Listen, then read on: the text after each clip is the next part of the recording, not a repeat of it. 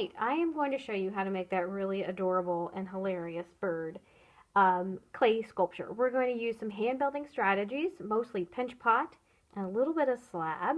So let's get started. You're going to start out with a chunk of clay, a cube of clay, just a bit of clay that I give you.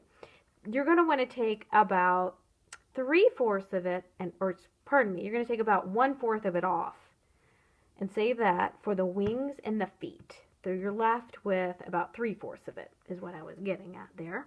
So now I need to start by making a pinch pot. So basically you're going to take this chunk of clay and start by making a ball. So I smack it back and forth between my hands.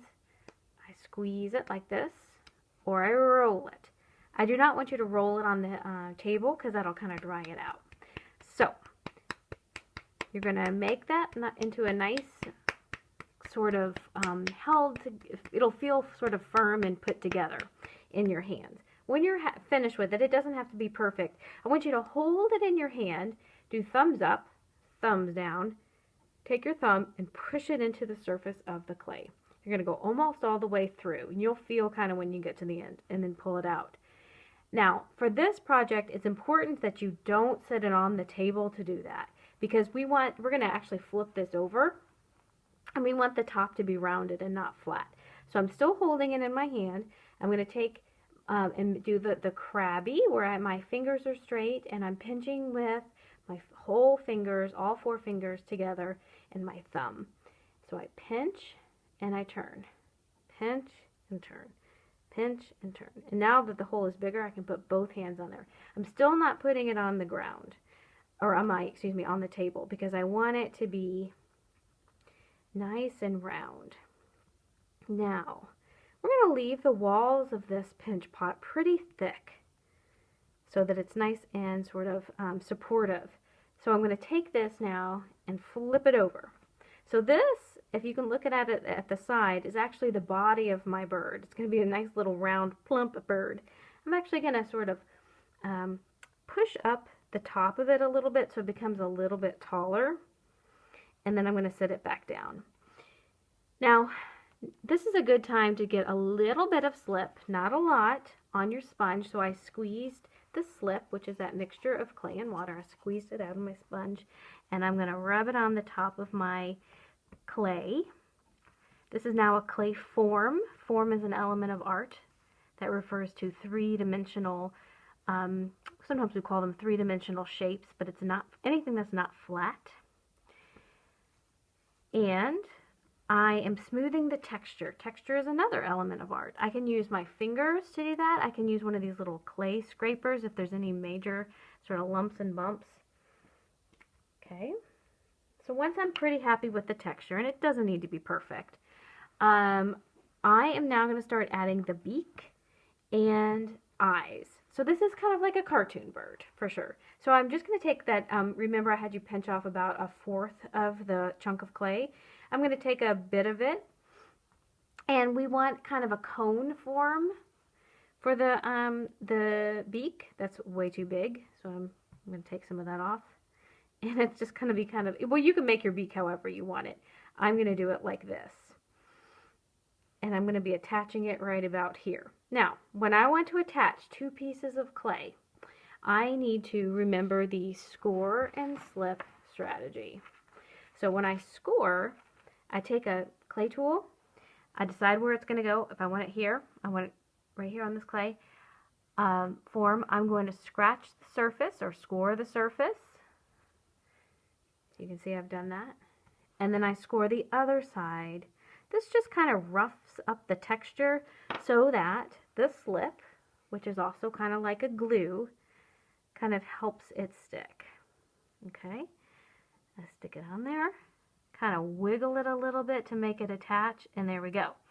So that's kind of a really funny nose, but that's what beak. That's what I want mine to look like.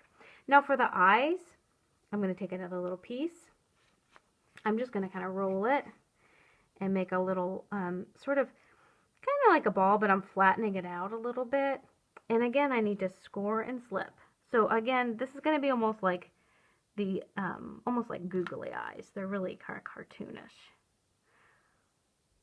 There's one.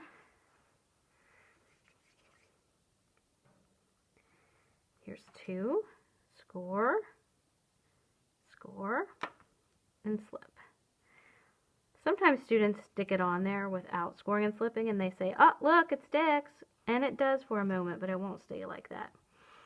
Now, I think it would be fun to use the end of this carving tool to sort of push in a center to the eye so that it has kind of a googly eye effect, like that. Okay. Now my bird is missing wings and feet. So I'm going to set this aside for the moment. We take that extra bit of clay, and now we're going to bring in the slab strategy. Da-da-da. I'm going to take a rolling pin, and I'm going to roll out this bit of clay. So it's sort of like a pancake. Now, these aren't really going to hold any weight or anything, so it can be pretty thin. It's about as thick as like a crayon or a pencil. Here's a crayon so you can kind of see the thickness. And from here, I'm going to think about what I want the wings to look like. You probably want them symmetrical so that they're both the same on both sides. So I'm going to just kind of draw into the surface of the clay. I want mine kind of long and skinny, I've decided. So if you like that, you take it, you push your carving tool all the way through. Sometimes it helps to kind of pull out, so I go down, oh, you can't see that, into the center and pull out like this. Okay, so there's one. So I can either eyeball it and make the other one similar, or if I really want them the same, I could try and put this on here and trace it.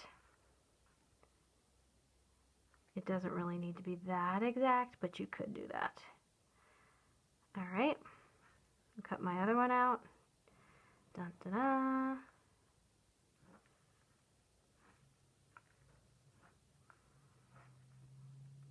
All right. Oh, that one looks a bit wonky. Let's see. Okay, there we go. Now, before you attach this, this is a good time to add texture. Again, there's that element of art that comes up oh so often when we're using clay. So, texture can be added either by taking a carving tool and actually drawing into the surface. So you could draw into the surface like this. I'm adding just kind of a zigzag texture. Or you can take an object and push into the texture, push a texture into the clay. So I have this little tool here. I'm going to push that in, and it makes kind of, oops, polka dots. Okay, I'm actually going to go with this texture. So I'm going to smooth that out, just kind of erasing it, and I'll attach, or excuse me, do some more of these zigzags. All right, now I'm going to attach them to the side of my bird.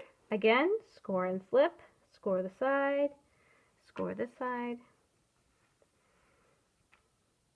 And there we go, there's my bird's funny little wing. You can see that.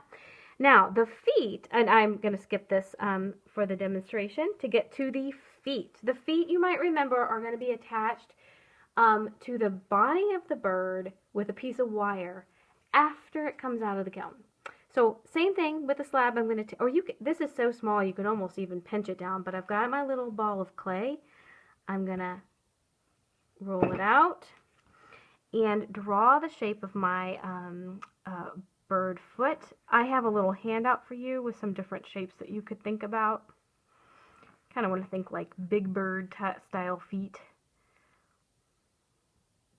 So something like that. Okay. Smooth the edges. And I'm actually going to use, I think, just kind of like my finger to push into the texture, kind of two little indentions. Okay, there's one last thing that's important to do before you call it quits, and that is to put a hole near the sort of part of the bird foot, which would be where the leg actually attached, like the bird ankle, we'll call it.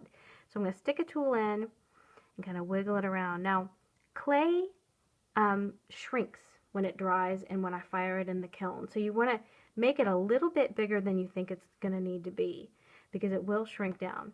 So you're going to do that on both feet. And then you're going to do that again here at the bottom of your bird. Wiggle it around so that we'll be able to attach those feet with a wire easily. We'll just put the wire through there. Okay, there you have it. You can also add a texture to this part of your bird as well. We're going to be gluing on some feathers to the back of it as well, which will be kind of fun. All right, now you know how to make a funky clay bird.